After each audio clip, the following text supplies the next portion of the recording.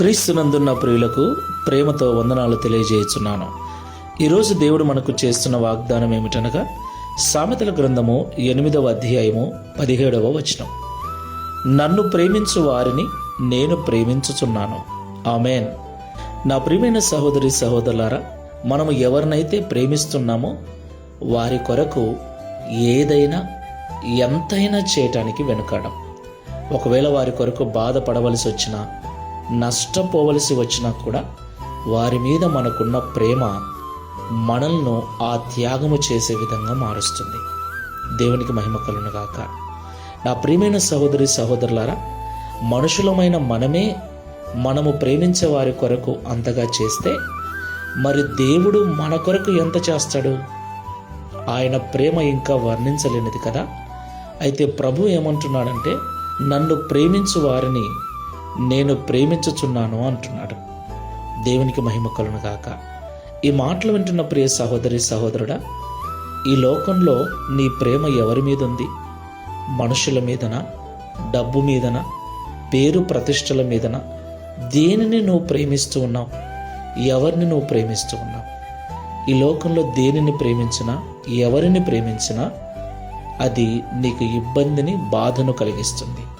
అయితే లోకములో ఉన్న వాటినైనను కాకుండా దేవుణ్ణి మనము ప్రేమిస్తే దేవుడు తిరిగి మనల్ని ప్రేమిస్తాడు.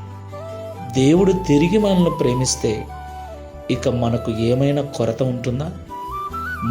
మనం ప్రేమించే వారి కొరకు అంతగా చేస్తే మరి దేవుడు ఇంకెంత చేస్తాడు? ఎలాంటి కష్టము, కన్నీళ్ళు రాకుండా చూసుకుంటాడు. కాబట్టి మాటలు ఉంటున్న ప్రియ సహోదరి సహోదరుడా, ఆయనను మాత్రమే ప్రేమించుదాం. ఆయనకు మించి మరొకరు మనకు ఇష్టంగా ఉండకూడదు. తీర్మానం చేసుకుని ప్రార్థన చేసుకుందాం. శాశ్వతమైన ప్రేమతో మమ్మల్ని ప్రేమిస్తున్న తండ్రి, విడువక మైళ్ళ కృప చూపుతున్న ప్రభువా, మీకు స్తోత్రాలు.